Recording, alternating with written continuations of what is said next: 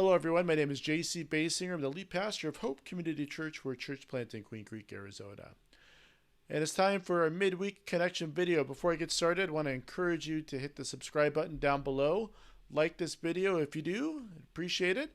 And every week in our midweek connection video, we talk about our upcoming service, what we're going to be looking at in the scriptures, but also we look at some of our faith practices.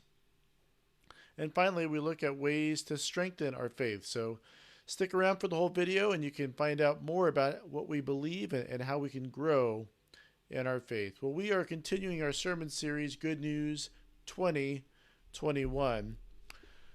2020 was filled with all sorts of bad news, and there's no guarantee that 2021 is going to be filled with any better news.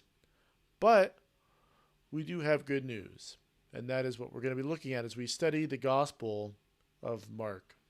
I have deemed 2021 for Hope Community Church to be the year of prayer, and I believe that we need to dedicate ourselves more than ever to the practice of prayer. This is something that I've been challenging myself to do more of, and it's something that I hope that you take to heart as well.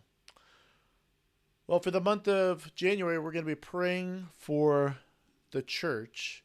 And what I would like to encourage you to pray for today and for the rest of the week for our church is faithfulness. That I would be faithful as a pastor, but primarily as a husband and as a father, and as a human being, as a neighbor and as a friend, that I would be faithful to what God has called me to do. That I wouldn't waver in my faith, that my trust would increase and grow in the Lord.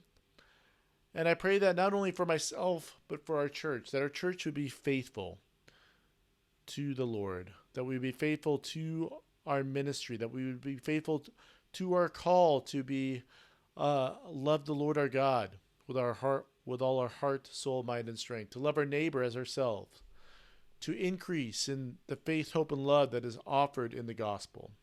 It's a prayer of faithfulness. And as we have entered into a new year, we are going to be looking at our core values. We've gone over 2 core values so far, and we're going to be looking at the core value of what it means to be Christ-centered. So that's our 3rd core value, is to be Christ-centered. As we look at the person of Jesus, we see from the very beginning of the Old Testament, in particular Genesis 3:15, all the way to Revelation, God is at work to bring his people back into his presence, what was lost in the fall. And it's through the saving work of Jesus Christ that we can be reunited to God, that we can be in his presence fully because of who Christ is and what he has done.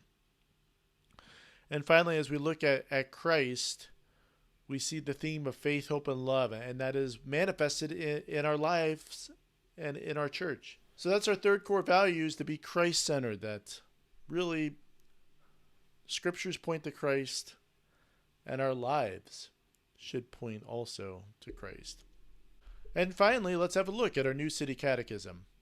And our question today is there any way to escape punishment and be brought back into God's favor? So as we looked last week, we saw that there is punishment for sin.